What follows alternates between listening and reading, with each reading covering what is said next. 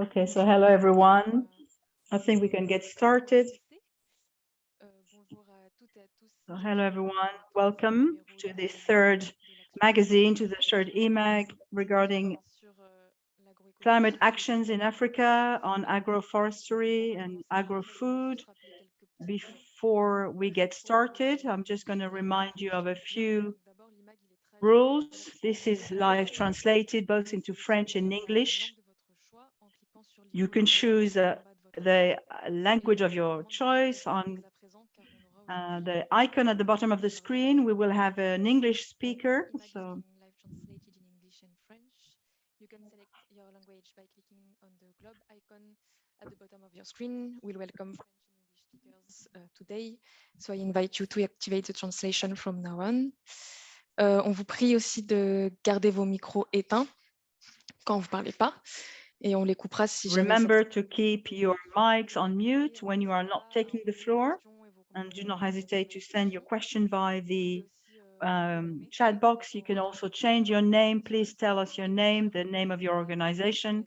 Tell us where you're coming from. So we will get started. I'm Chloé. I'm in charge of all events for climate change.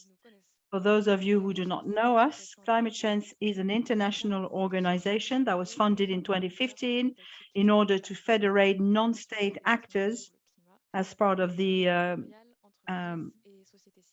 UNFCCC. Our three main missions: to share information through a portal on our website, to analyze our action through our observatory, and to federate climate stakeholders and biodiversity through various presentations. And I want to commend the people who were with us in Dakar during our last summit in October.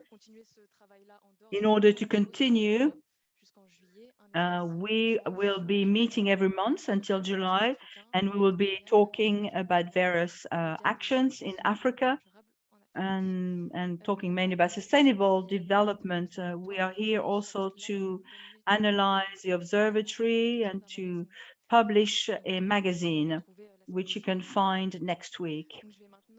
So now I will show you our agenda for today.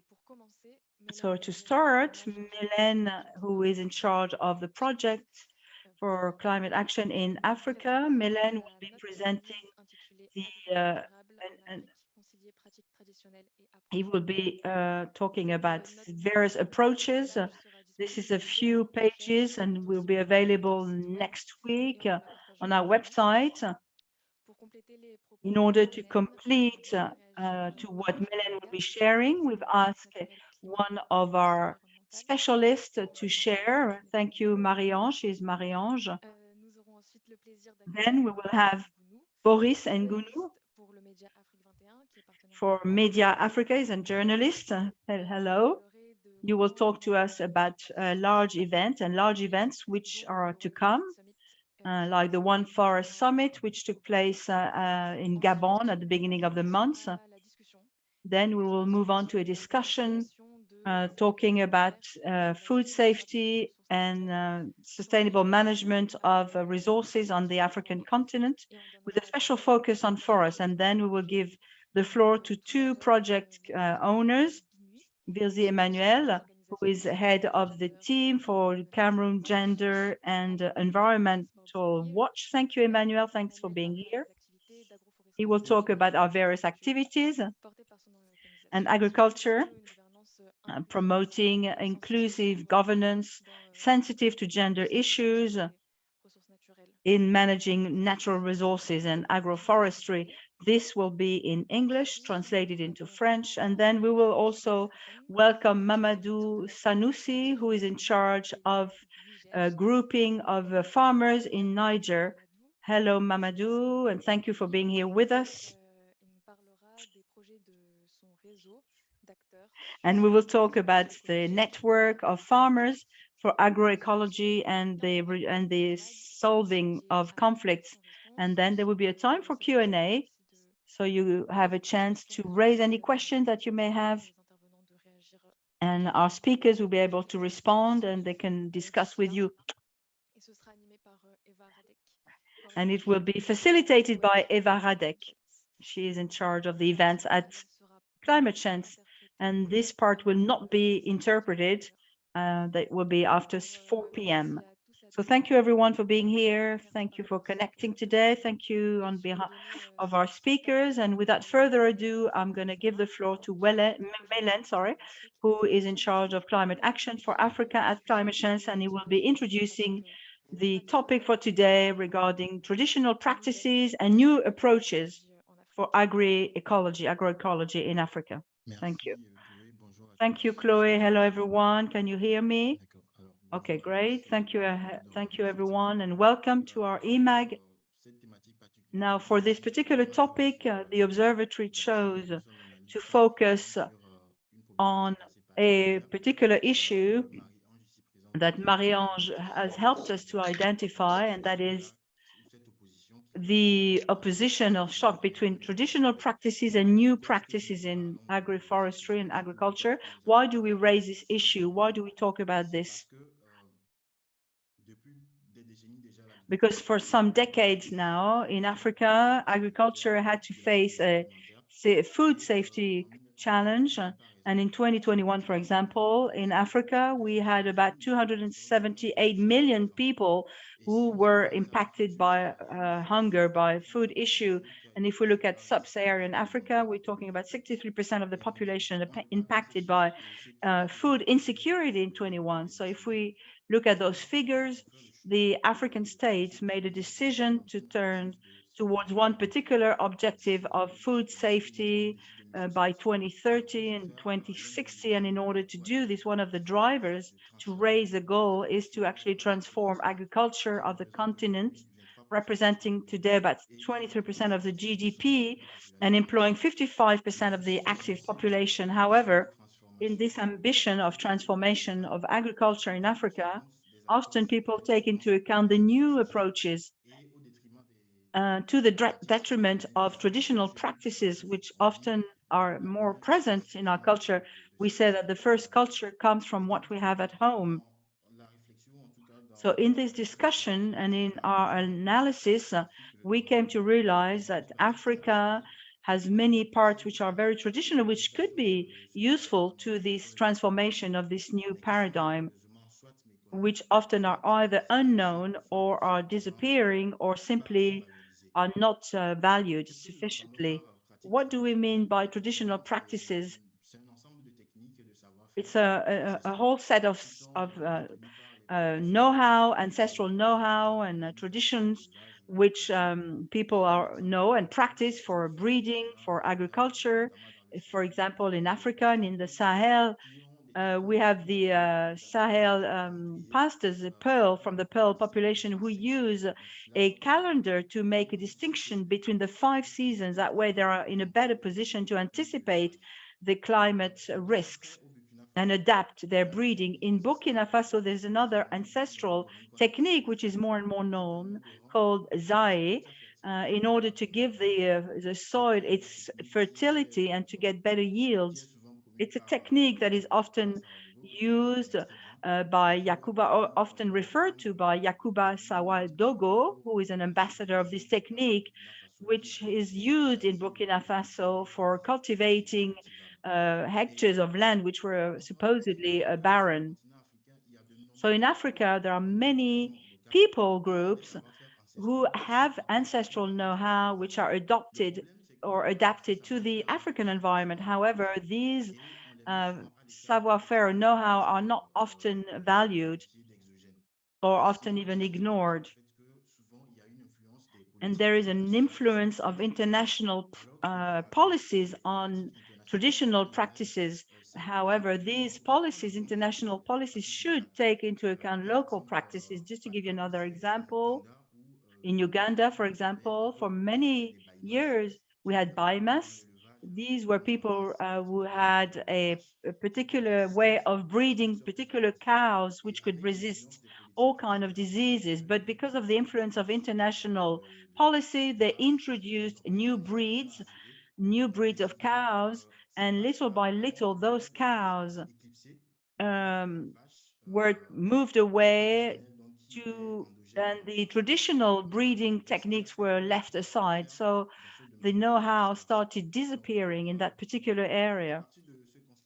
And from there on, we realized that there is a lot of the know-how, local and traditional know-how, that is not often valued. Another aspect is of these new practices which are emerging, and unfortunately these new practices do not take into account the local dimension, and the programs and policies for ground and soil preservation did not take into account the local context and the particular aspects of agriculture, local agriculture. So with often we left aside also the contribution of indigenous people, yet those practices dating back to colonialism. And we were accusing local populations, we were accusing the indigenous population to ill-treat the animals. And these kinds of traditions, or saying rather, have stayed. So often there were some seeds coming, transgenic seeds from the outside.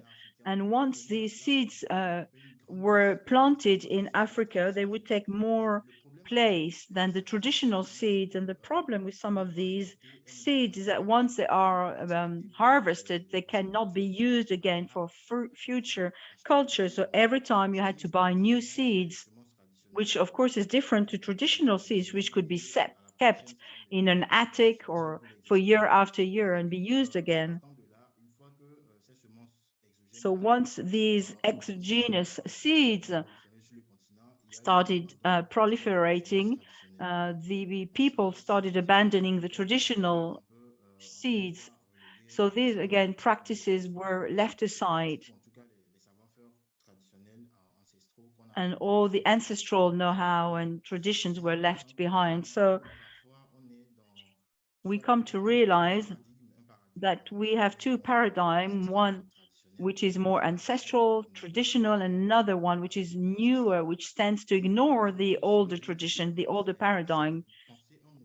So here we're here to think of a new model that could actually bring together the two approaches in order to reconcile both practices. We should not miss out on the tradition. So in order to do that, we need to focus on agroecology, which is a new practice which is promoted by the international organization. This is a new approach that helps to reconcile those two approaches, because it is based both on the know-how and the new practices. So today we talk about agroecology. As I said, this approach takes into account the various local actors and includes also the local context in relation to sustainable development, and to help also and to pursue a goal of food safety, and also to take into account farmers' rights. And in that sense, the representative of the FAO in Rwanda said that traditional know-how should be used in addition to scientific knowledge in order to guarantee food safety. Now, this model of agroecology has many benefits. First of all, it is including local actors and values, traditional practices. Emmanuel will present one example in particular for the CAMGEW project, including local populations and the know-how. There is a study case which was published in 2022 that talks also about agroecological cooperatives in South Africa, which have helped actually to fight against obesity, and which provided for more fruits and vegetables in school canteens, and therefore fight against obesity. Another benefit of this model is that it actually includes all social sectors, especially women. We know that women actually do 60 to 80% of the production works in Africa, the agricultural production in Africa, and often we don't find them in the discussion. So now we want to valorize women's input We have different examples in what we will publish. You will find examples in Zimbabwe and also in Cameroon. And also to conclude now, we also highlighted the role of small farmers. With ecology, agroecology, there is a sharing of knowledge and technique, traditional techniques, in order to adapt and to resist to the use of intrants, which could be detrimental for the environment. Now, to conclude, this agroecological model still has a lot to do, but what needs to be done, often we say that what needs to be done is much greater than what has been achieved already. But those initiatives which you're going to hear about today really have helped and will help to continue to enhance what has been done. And these initiatives must be encouraged in order to continue now along those lines. And to talk about agroecology, I'm going to give the floor to Marie-Ange. She has helped us to collect information. And again, what I'm saying here will be published next week. Thank you very much. Marie-Ange, you have the floor. Merci beaucoup, Mélaine. Je vais compléter votre propos qui... Thank you, Mélaine. I will add to what you have just said already. And I will focus mainly on agroforestry, which is an approach that is used as part of the promotion of agroecology.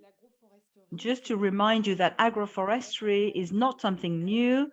It's not a new invention.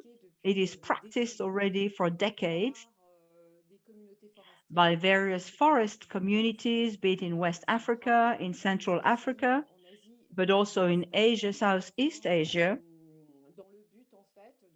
And the purpose is to simply reconcile a preservation of the trees, but also fish cultures and the ecosystemic systems. Agroforestry has experienced a rebound of interest within communities in a context where at global level, the global community is really fighting against deforestation, is fighting against the loss of biodiversity, and is fighting against also climate change. So all of these issues, all of these challenges, which Mélaine have mentioned, are the same actually when it comes to agroforestry. Just quickly to remind you what is agroforestry. This is a definition that is given by the FAO, the UN Association for Food and Agriculture.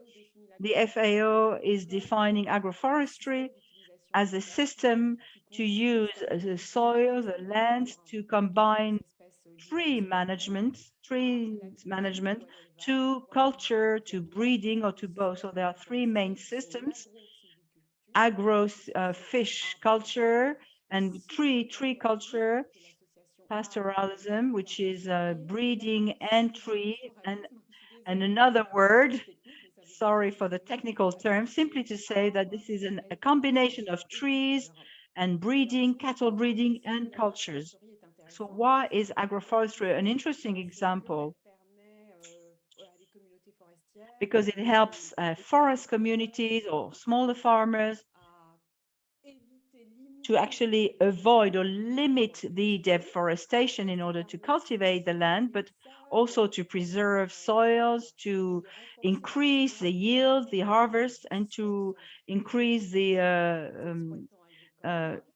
livelihood of smaller farmers, men and women, so that they can get income both from cultures, but also from forest products.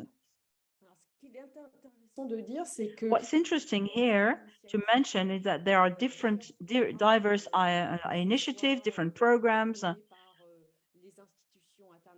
be it through international organizations as part of the UN or the NGOs, or local NGOs, international NGOs, etc., which promote this kind of approach. But the scope really depends on the economic and political context. Unfortunately, way too many initiatives for supporting agroforestry only look at the challenges or the economic aspects and tend to give priority to those economic challenges to the detriment of social social stakes. So other that I've been working with have a different approach for agroforestry, first and foremost founded on the rights of human beings so that it could reach its full potential. So agroforestry that would not give a focus, or that would rather focus on economic outcomes, it would not be a good thing for the local population. They will not be able to benefit from social and positive social impact and economic impact. Agroforestry is also a way to try to go beyond the type of forestry, the traditional model in Central Africa, which more and more is contributing to deforestation, even though we have to be very careful and to not accuse small farmers who, in a context of demography, dynamic demography, do need land, do need soils to be able to cultivate the land, and do not necessarily have the production means to do this intensively. And they have to resort to deforestation.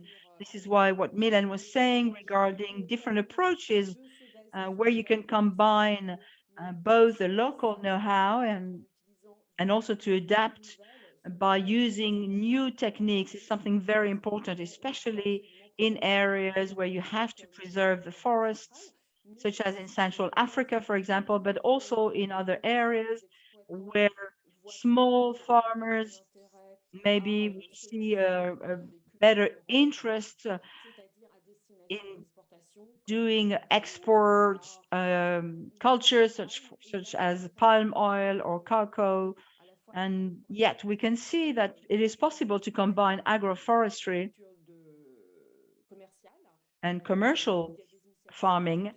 There are initiatives which are financed by the French Development Agency and others. Just to come back, thank you, Marie-Ange. Unfortunately, we will have to move on to our next speaker, to our speaker from Afrik 21, but maybe we can continue afterwards, especially for the time of questions, if that's okay. Or maybe just one last minute to conclude. Yes, just as a conclusion, indeed, what the environmental NGOs are saying is that we need to base agroforestry on a number of principles. First principle is the gender equality, for women to not be excluded of all the various initiatives in the agroforestry. Also, the issue of land safety, land security, and tree ownership is also important in such a context where there are different priorities and various pressure. Forestry insecurity will not help to settle sustainable agroforestry. Also, the participation to a model which will be elaborated is also important. So all the issues of governance in terms of planning, in terms of decision making for the models which are proposed. Also, we need to make sure that the benefits can be distributed in an equitable way by implementing some safeguard systems for the various populations. We talked about the indigenous populations as well. We need to make sure also that we have some guarantees for long-term approaches that will be social and ecological to avoid the priority of certain aspects.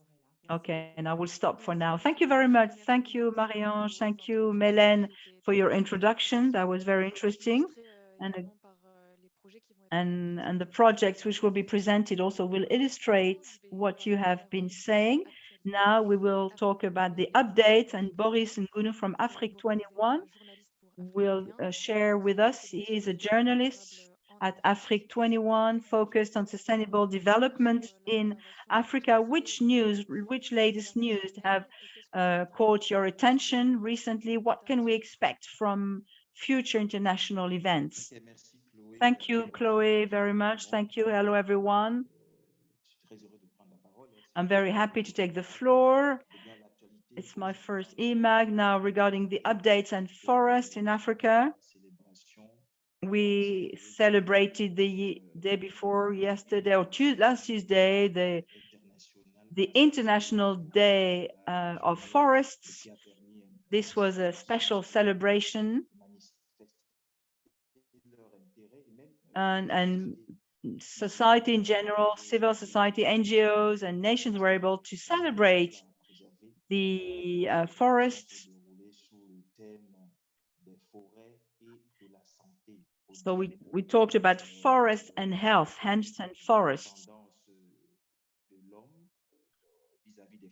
And we talked about the dependency of men towards forests and how health depends on forests as well when it comes to food, to energy, to shelters, for sheltering some of the population like the pygmies in certain regions and also the tropical forests.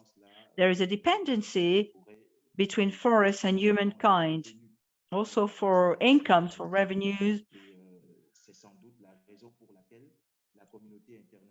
which is why the international community is really focusing more and more so on the preservation of forests and the protection of forests.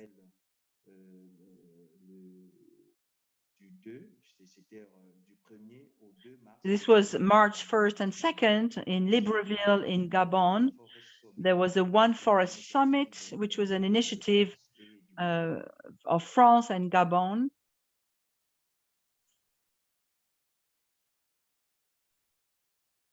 Qui a consisté à réunir les grands décideurs, and which gathered many of the stakeholders with the French president, Emmanuel Macron, who was there. And over 2 days, we came to the Libreville Plan, which is an approach based on the Paris Agreement in order to enable forest countries to be able to keep and maintain their forests through this plan, the Libreville Plan, and to help those countries to protect and preserve their forests. We talked about conservation partnerships. It's another initiative with a budget of 100 million euros in order to do that.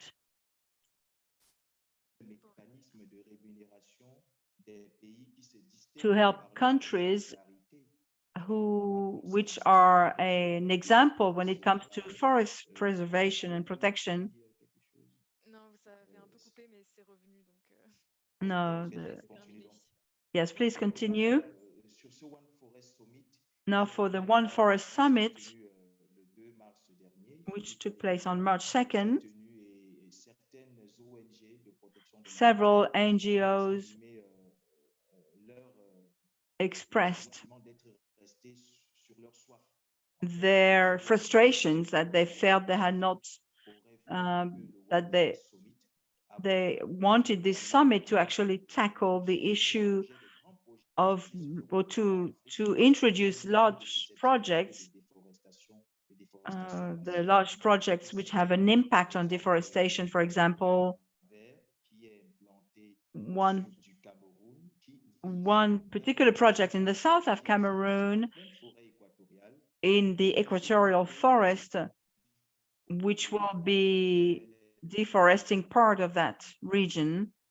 Unfortunately, the sound is breaking, says the interpreter. We're talking about 60,000 hectares. In the south of Cameroon, there's another project, SUDCAM, that will be deforesting up to 10,000 hectares of tropical forest. Also in the Congo, Republic of Congo, last year, the government launched a call for tenders to develop some oil centers. Some of them are based in the Congo forest, which is a basin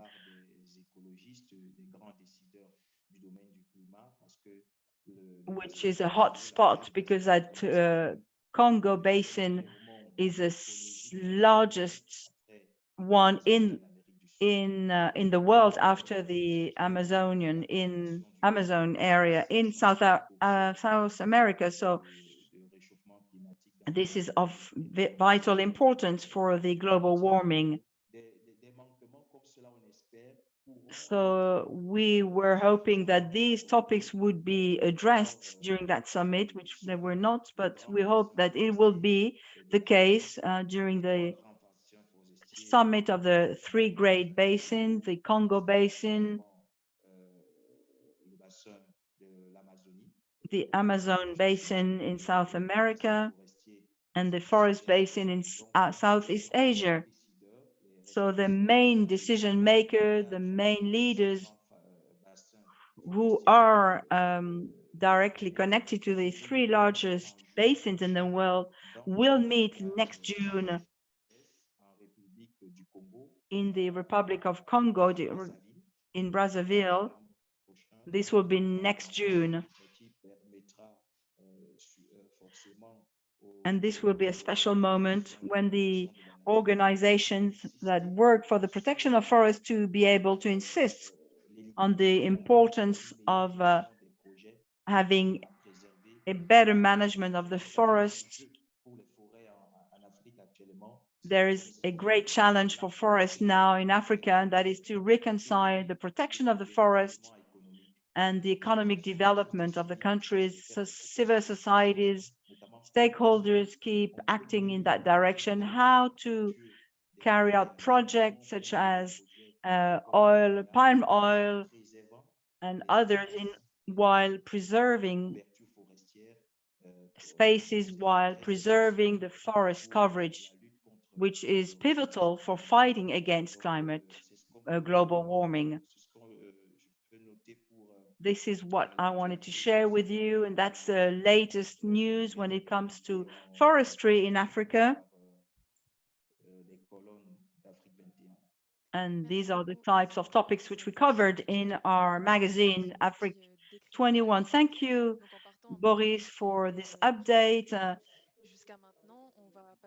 Now we will move on to our next speaker, which is more of a panel presentation. And today we wanted to focus on local governance models which contribute to food security and to sustainable management of natural resources, mainly forests. In order to help us in this discussion, we are going to switch to English.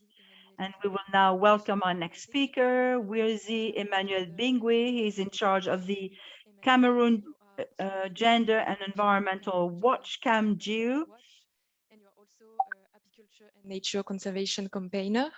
Your work has been rewarded with several awards, as the Midori Prize for Biodiversity in 2020.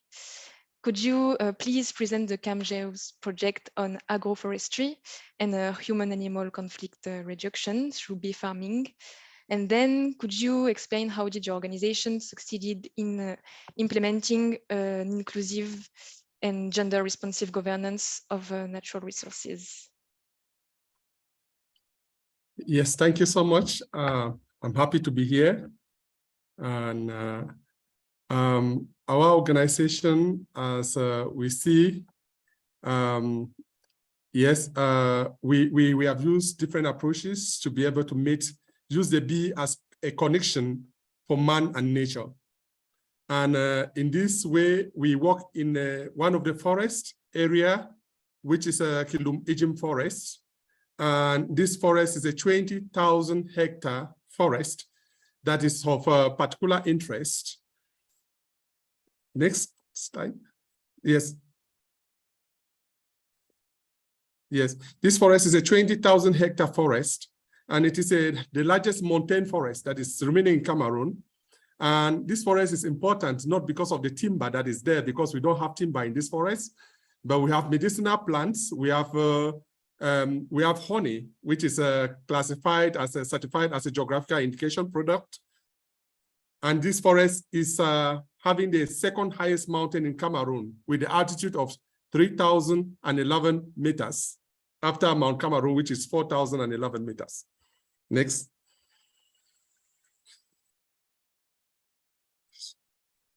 Yes, as you see, as said that this forest is very, very important, not because of the timber that is there. The medicinal value is high, the touristic value is high, and also the honey is high. But the forest has been suffering from some particular problems, bushfire, and that is why there is need to regenerate this forest. We know the culture and tradition of the people is something that we don't play with. It has evolved together in the forest. And that's why you could see women being part of the forest regeneration process, because the forest gives hope, it brings economy, it brings social, it protects our culture. And here you could see women planting varieties of trees in areas that are degraded because the forest is the only source of livelihood that they have in this community. Next.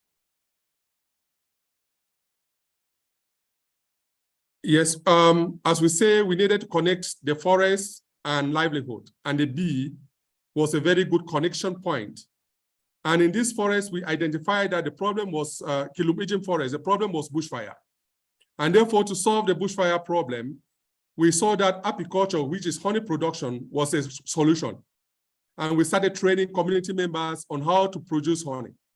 And when community members place their beehives inside the forest, and when they know that the beehives equals honey and honey equals money, they saw every reason to be able to protect the forest. And each time that there's fire in the forest, it was the community members who were running fast to go and put the fire off because their hives equals money.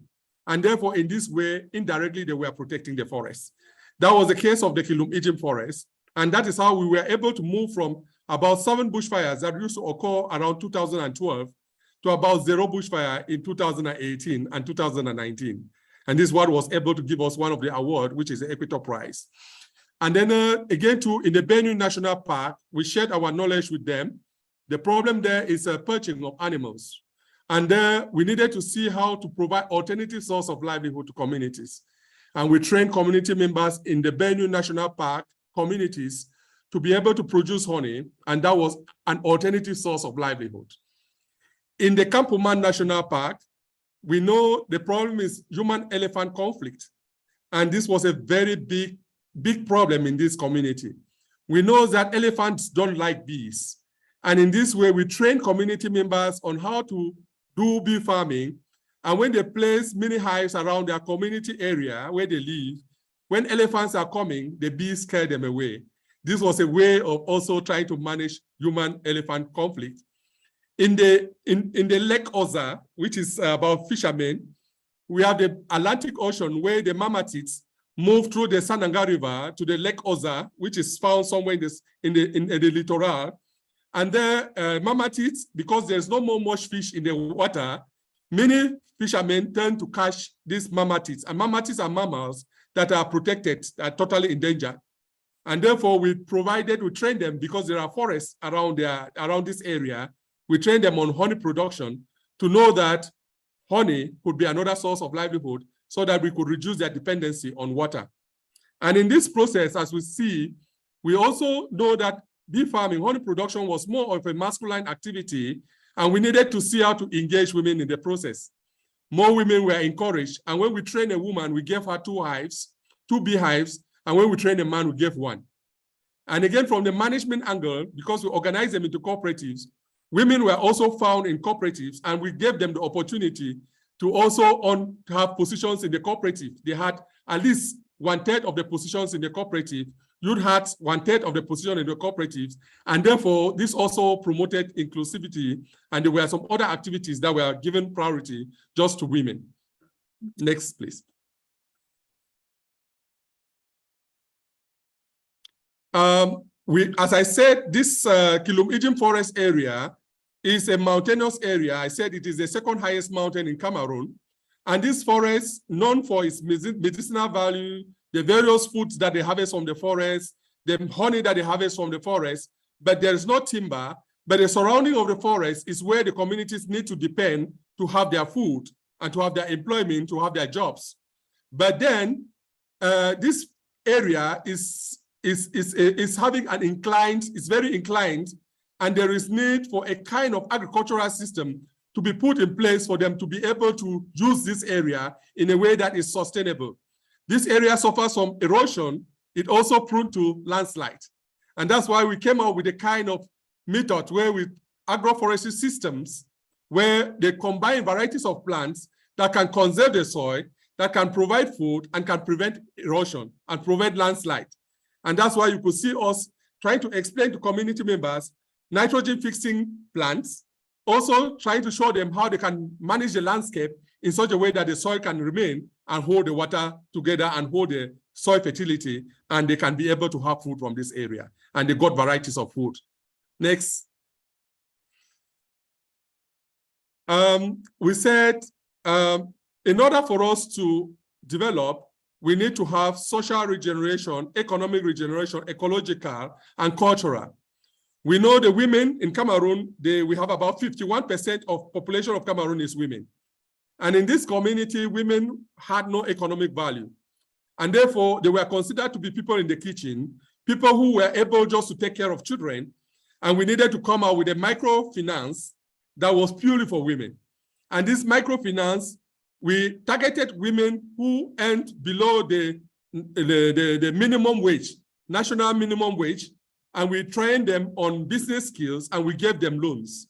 You could be able to see that above $5,500 of money was given to women monthly. And this was able, we organized them into groups, and these women are of the same level, and therefore they could discuss among themselves really, share their experience, learn from each other, and then we could come in with pushing and so on. And therefore we saw a lot of businesses growing, and we saw that women sometimes we leave them behind, but they are a big potential, and there is need just to develop their skills, and they will be able to make things work better for our communities. Next.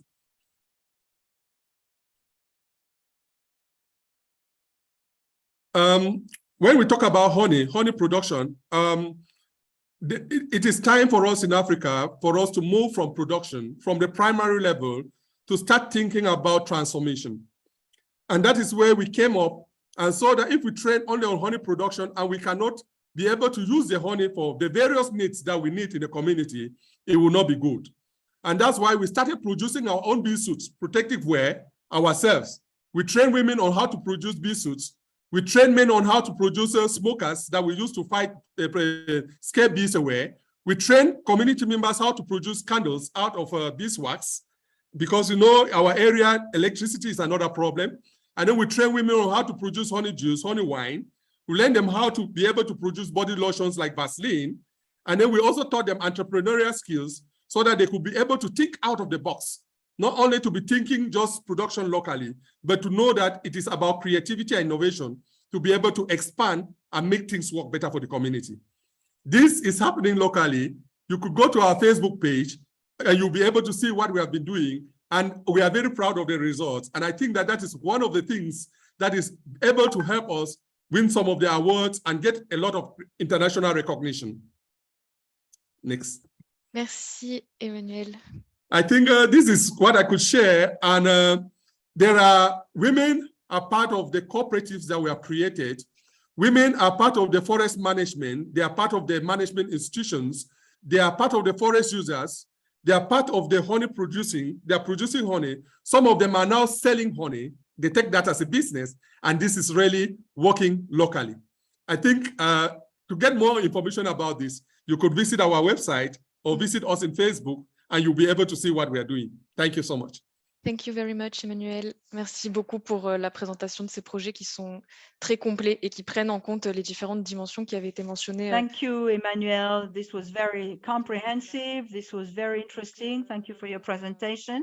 Now we will move on and we will switch back to French. We will give the floor to Mahamadou Sensinzen, who is the head of the Farmers Union Federation in Niger. Your organization is a multi-actor network for agroforestry, forestry projects in the Sahel region. And correct me if I'm wrong, but I believe you have experienced a lot of instability, political instability, and difficulties of accessing natural resources. After quickly presenting your structure, you can then talk to us about the various agroecological transition projects that you are managing with your organization and the various opportunities and obstacles that you may have come across as part of these projects. Thank you very much. Thank you, Chloe. I'm going to share my screen with you.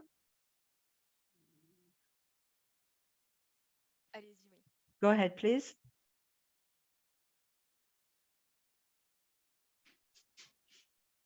Vous voyez mon écran? Can you see my screen? We can see the slides, yes. Maintenant, c'est en plein écran. Okay, now you have the full screen, I believe. Thank you. Thank you, Chloe, for this opportunity. Thank you for the opportunity to talk about what we do. As you said, our foundation is a farmers organization which was funded in '93 with 29 unions as of today, over 1,500 groups, and we have a membership of over 50,000 members, physical members, including 30% of women. Our assignment, we have a board of directors, and I'm one of the leaders. We have a few salaried people, but the majority are volunteers.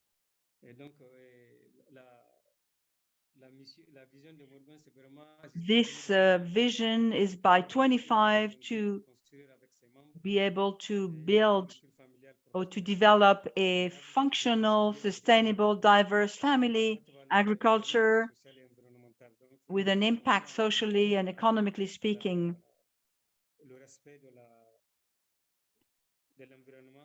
While respecting the environment.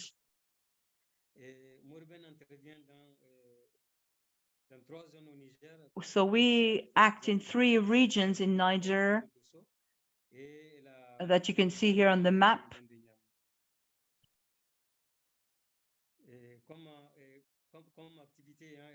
One of our main activities is capacity building. You see here on this picture, in a field, you see farmers, it's like a school, a farm school, and they are practicing the traditional practices for soil fertilization and preservation. Second image, you see young people this is a training session in Faldwell, which is a village. This is a training for techniques, for production techniques, and also for the transformation of agricultural goods. There are some flowers and the transformation of peanuts into oil.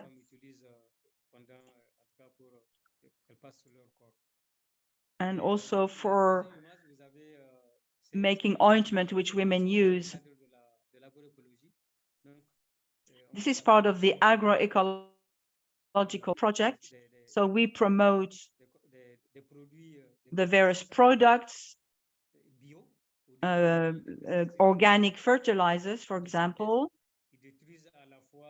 as opposed to chemical fertilizers, which destroy the living and which are detrimental also to human health. So we promote organic fertilizers. And on the third picture, you see the making of organic fertilizers.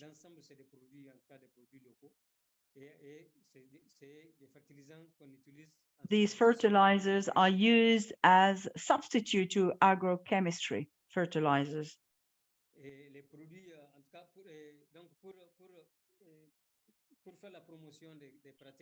In order to promote these practices, agroecological practices, we also developed the breed,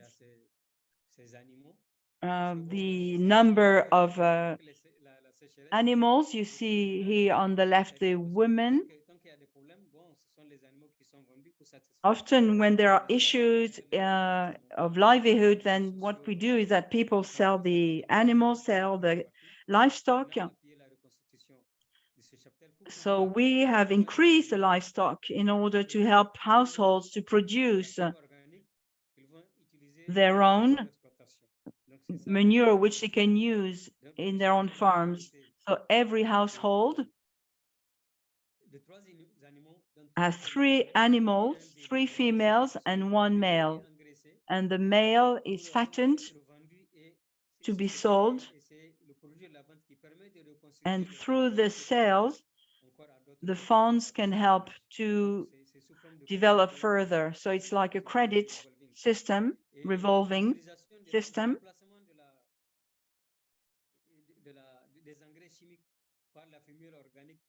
So using these new organic fertilizers really helps to produce better. To the left, you have a woman smiling. She's producing onions. When you use fertilizer, chemical fertilizer with onions, you get rotten onions. But when you use organic fertilizers to produce the onions, you can keep the onions up to 6 months, and you only have a loss of about 3%. If you use chemical fertilizer, about a month later, you probably lose 50% of your harvest. So that really helped women to improve their harvest. If women can keep the harvest for about 6 months, they can sell them at a higher price. So this was really thanks to the use of the organic manures.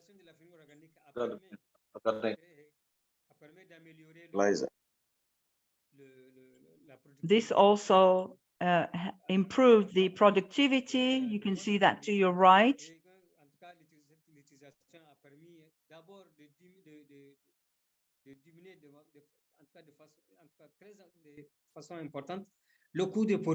And we were able to reduce the production costs a lot. On the fourth picture, you are seeing some cereals, and you are seeing a surplus of production, which is stored and conserved for about 4 to 6 months and sold at a higher price, or sold to the population. This technique has enabled producers to not leave the field to work elsewhere, but through that technique, they are now able to work full-time in their field, something they could not do before. The first people who talked about agroforestry here, we are seeing producers who are trained for planting trees in order to reforest and to protect the fields against water stress.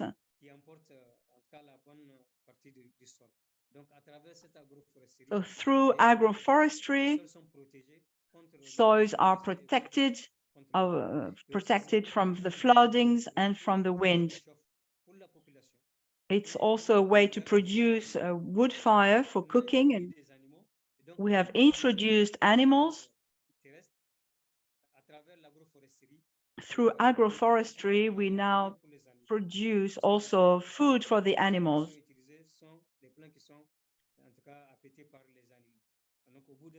Because the fodder that we use can feed the animals. You see here women who are also at the heart, at the center of all these actions. They are producing the forest plans, and they also do the rewooding. Through the production of these plants,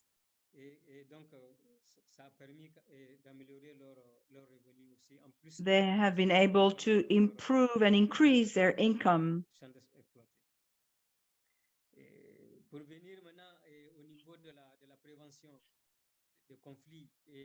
Now, regarding the management and prevention of conflicts in a non-violent way, what we do is that we have consultations where all the stakeholders are represented.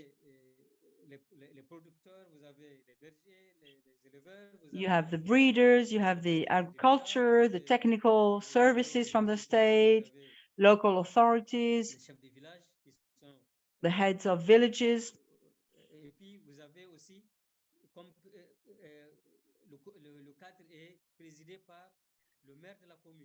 With the mayor of the village, who is the chair of this meeting.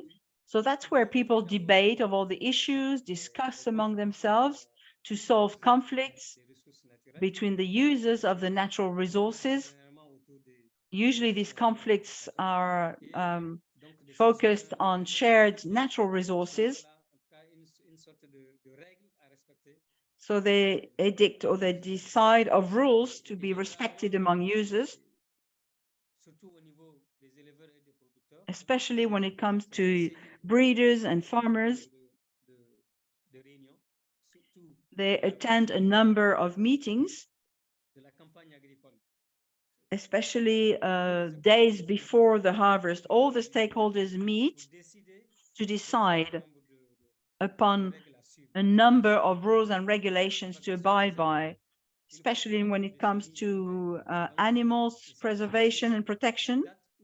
They agree on a date when the animals with cattle will not be able to wander in the fields anymore when it comes close to the dates of the harvest. So in the middle of the season, they hold meetings also, and at the end, they release collectively the field. So they meet again to discuss. They have a date also for that. So these kinds of measures have really helped to solve some of those conflicts, even though there might be conflicts. Through this consultation, they managed to solve and the conflicts in a non-violent way. Another way of doing this, for example, in Niger, we do have a number of degraded soils. So we are renewing the soils either for fodder for the animals or for distribution to men and women to produce various cultures. Thank you. Through land recuperation, we managed to increase the production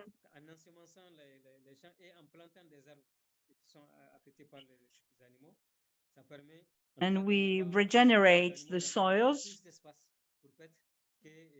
Therefore, the animals have more room, more grass, and they don't damage the soil so much. Thank you, Mahamadou. I think we will now move on to the time of question and answers. Thank you for presenting all those various projects, agroecological projects, very interesting.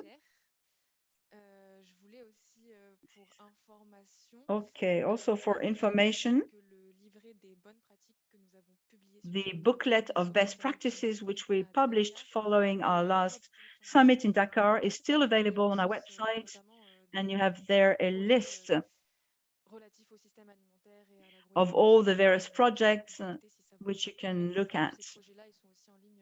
This is also available online on our mapping. There are many, many projects. Many questions were raised regarding the various countries, so you can just take a look at our mapping, our map, and you can identify maybe a number of projects which might be of interest for you. Now I'm going to move on to the time of question and answers, and Eva will take the floor to facilitate this part of the meeting. Thank you to our guest speakers. Thank you to Emmanuel and Mahamadou for their presentations. Thank you, everyone. Thank you for taking time to present, to participate. I was able to follow the various questions in the chat box, and I have noted a number of questions regarding agroecology. So thank you, everyone, for sharing your remarks, your comments. Before we start with the questions that I have, mainly for Emmanuel, first of all, I would like to also take maybe a couple of questions. We have two people raising their hands, but I'm going to have to ask you to be extremely brief. Just introduce yourself by your name and if you work for an organization, and then ask quickly your question. Who is the question for? And then we'll try to answer efficiently if possible. Mr. Hassane, I think you have raised your hand.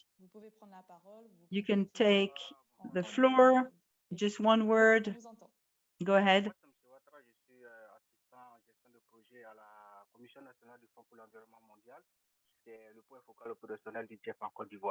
I'm in Ivory Coast. This is a question for Madame Marie-Ange for agroecology.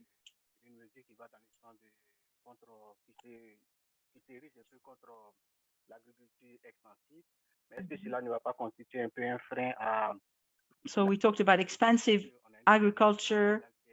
Is this not going to hinder intensive agriculture? In terms of quantity, is this not going to be an issue? Also, I want to thank Mr. Mahamadou from Niger regarding his projects. I want to congratulate him.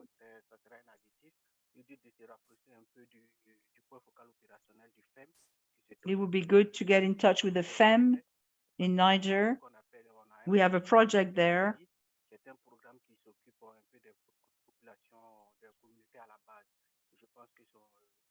Présenter des projets dans ce cadre-là au niveau du LGP qui seront des projets qui sont éligibles et qui sont financés à hauteur de $50,000. C'est un peu ça mes préoccupations. Je tiens à vous remercier.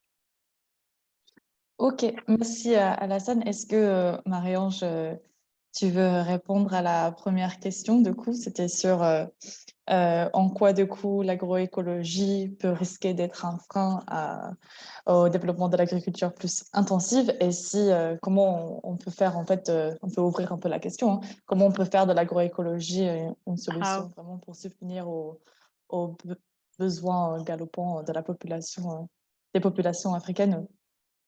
C'est pas trop large. D'accord. Ben, merci beaucoup pour cette question. Il faut vraiment que je clarifie mon propos. Il n'était pas question d'opposer des modèles agricoles, mais simplement de valoriser ce qui existe déjà, l'agroécologie et l'agroforesterie, qui est pratiquée de manière traditionnelle en Afrique, mais qu'il faudrait effectivement peut-être adapter à une nouvelle donne, à des changements démographiques, à des changements aussi d'habitudes alimentaires. Donc, il s'agit vraiment de comprendre de quelle manière on peut changer d'échelle, passer à une échelle finalement qui est, on va dire, plutôt modeste, à une plus grande échelle, sans pour autant faire de l'agroécologie ou de l'agroforesterie la panacée, notamment en termes de lutte contre la déforestation, mais aussi en termes de solutions miracles pour parvenir à, comment dire, une sécurité alimentaire en Afrique. Je pense qu'il faut plutôt essayer d'utiliser tous les outils dont on dispose dans notre palette, mais très clairement, concrètement, l'agriculture intensive qui est gourmande en pesticides, en intrants et qui provoque de la déforestation elle n'est plus soutenable. Et je pense qu'il y a un message très clair au niveau de la communauté internationale, mais aussi au niveau de l'opinion publique, qu'on ne peut plus détruire des forêts pour, comment dire, pour l'agriculture, hein. Voilà, même si effectivement la question de la sécurité alimentaire et de la souveraineté alimentaire est essentielle et fondamentale, il faut qu'on puisse trouver des nouvelles approches, peut-être des nouvelles techniques, des nouvelles modalités pour s'assurer qu'elle ne se fasse pas au détriment des forêts et de la perte de la biodiversité. Et la dernière chose que je voulais ajouter, c'est que il y a des développements politiques et législatifs qui vont dans ce sens, dans le sens de privilégier l'agroécologie, l'agroforesterie durable, etc., au niveau européen.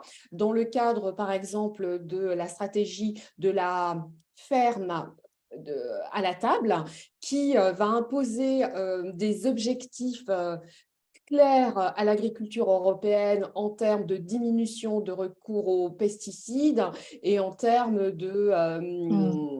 d'agriculture biologique.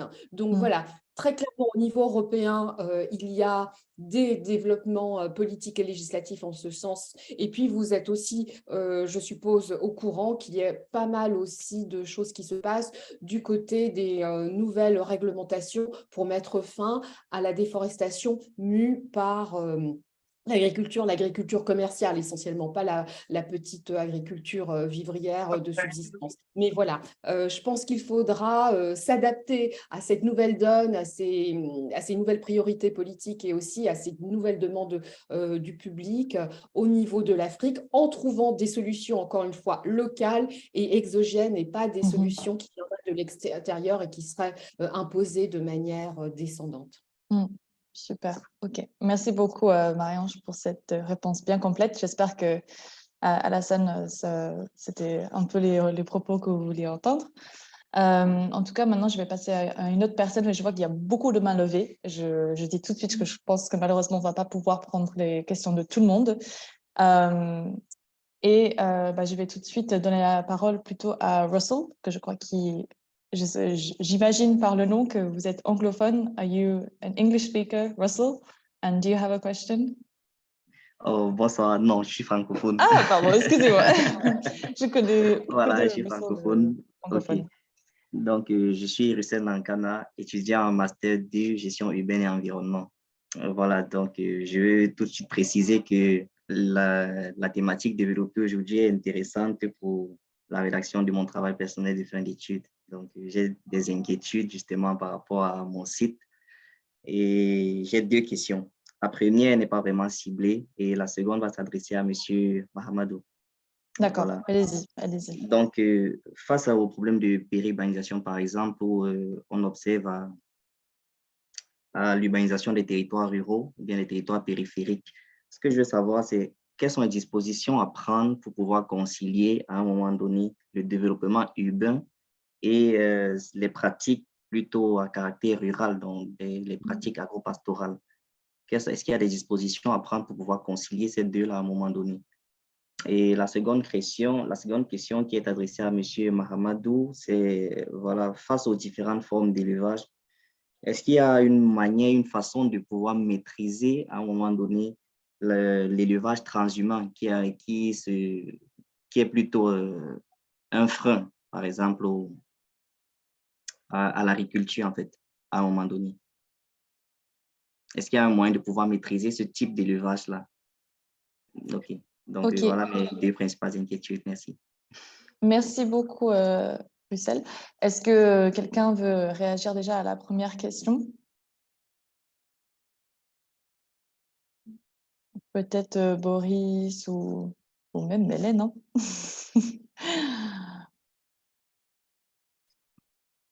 Pour rappel, du coup, c'était sur l'extension, avec le développement des villes, comment on fait pour...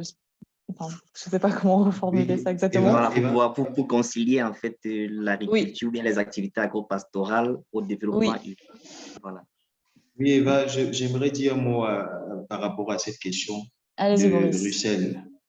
Donc, c'est un phénomène qui s'attaque à toutes les zones périurbaines, que ce soit en Afrique subsaharienne ou alors en Afrique du Nord. Et je pense que la meilleure solution à ça, c'est s'adapter aux défis démographiques qui provoquent justement cet état des choses.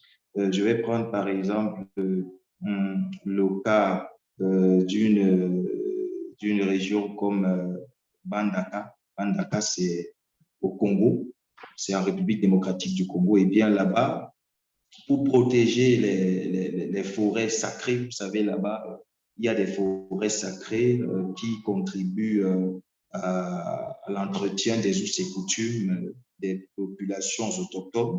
Et avec la poussée urbaine, ce qui est fait, c'est que les chefs de village ont institué des lois qui protègent justement ces forêts-là, des lois comme quoi vraiment si vous allez couper du bois dans la forêt sacrée à des fins de chauffage, vous allez recevoir une malédiction.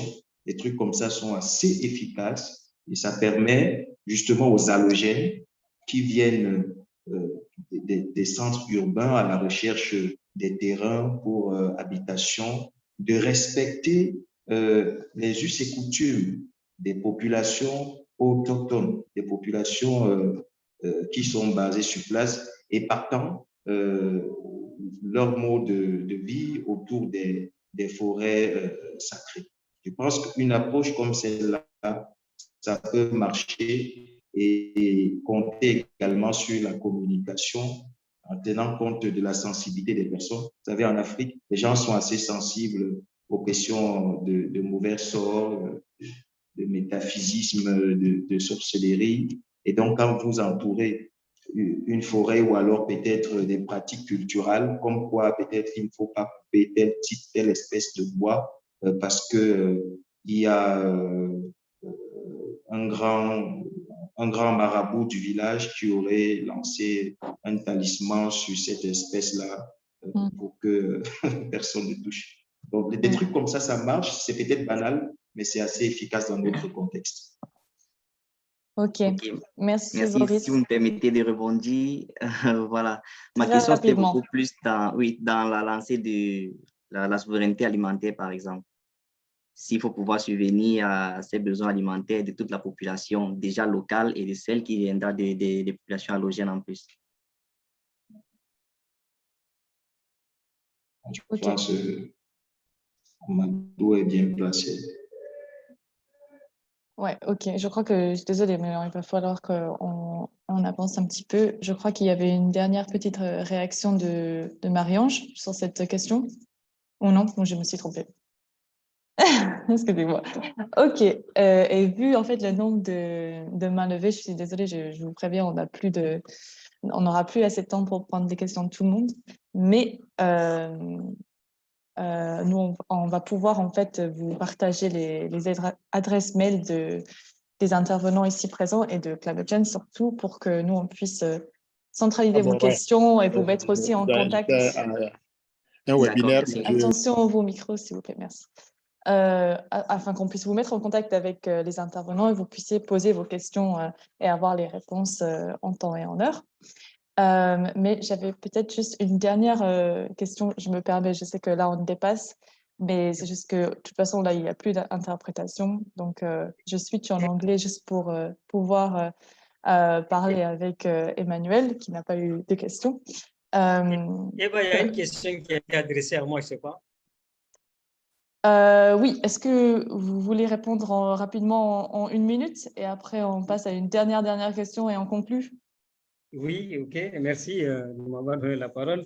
Et la question était de savoir si, est-ce qu'il y a une manière pour la maîtrise de l'élevage transhumant qui constitue un problème pour l'agriculture. Bon, je dirais oui, en tout cas, le cas du Niger que je connais, c'est que déjà, il y a une bonne partie du territoire qui a été carrément consacrée pour l'élevage, et décrétée comme zone d'élevage. Et même dans la partie où il y a les agro-pasteurs, il y a des enclaves qui ont été aussi définie, en tout cas, pour les animaux.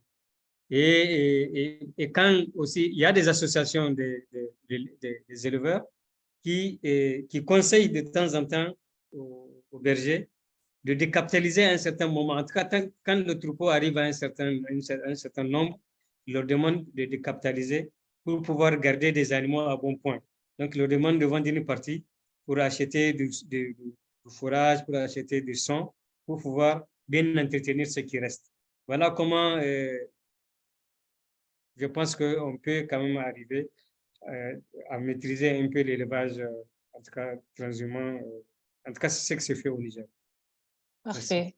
OK, merci beaucoup, Mahamadou. Vous avez bien fait de répondre à cette question. Et là, maintenant, je vais poser une dernière qui va être en anglais à notre intervenant Emmanuel. Et après, on va terminer cet eMag numéro 3. So, Emmanuel, I do have one last question for you before we finish the eMag.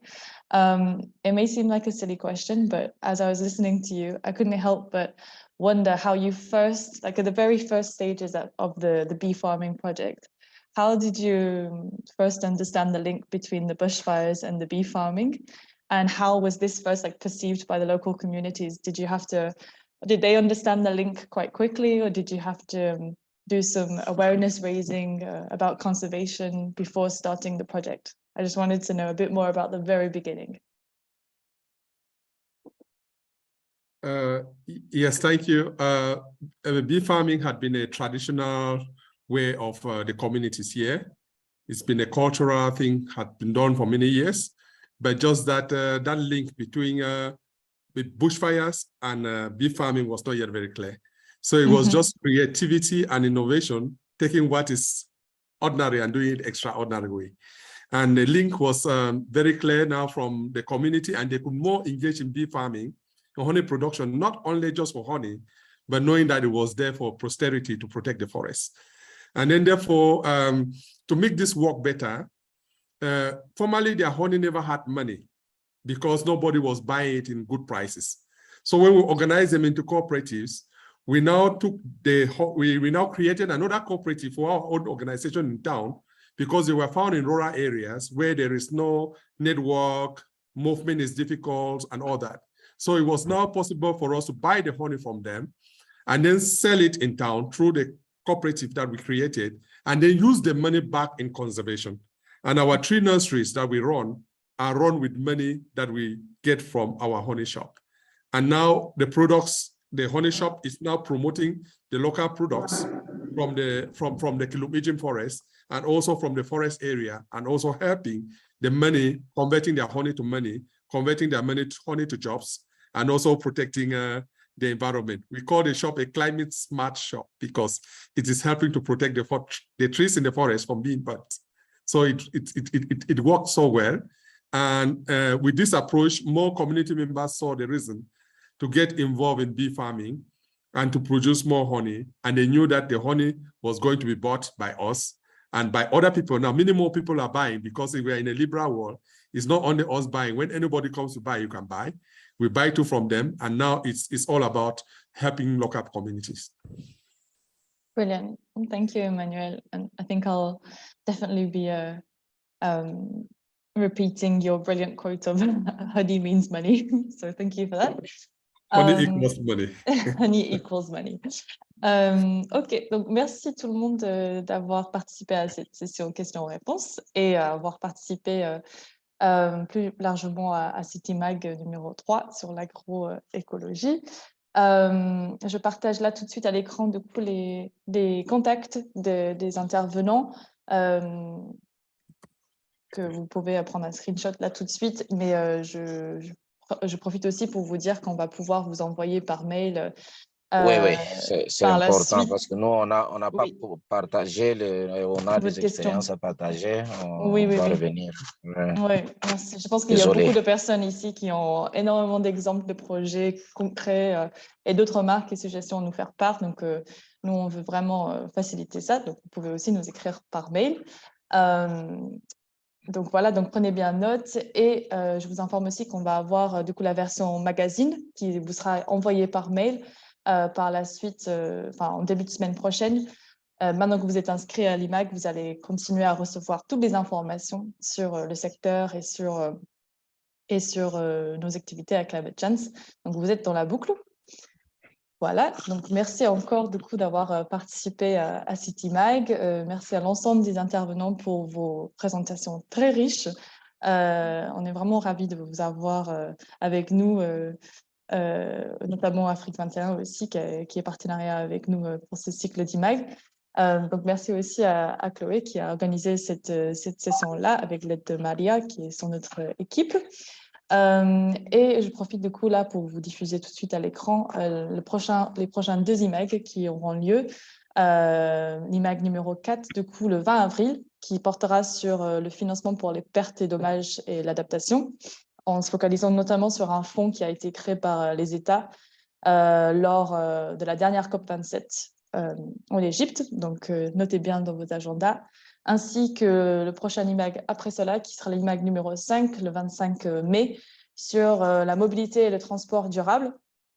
Et je profite également pour vous dire n'hésitez pas à nous écrire dès maintenant si vous avez des remarques, des suggestions, des idées d'intervention ou d'exemples concrets à nous faire part dont vous pensez qu'ils seraient pertinents pour ces prochains eMag. Nous sommes à l'écoute. Et voilà, donc merci encore à tout le monde et au plaisir de vous retrouver très vite pour une prochaine édition. Merci beaucoup. Au revoir beaucoup. tout le monde. Au revoir, merci. Merci, au revoir. See you everyone. Thank you so much. Thank you, Emmanuel. Thank you so much. Merci beaucoup. À bientôt. À bientôt. À bientôt. Okay. Merci.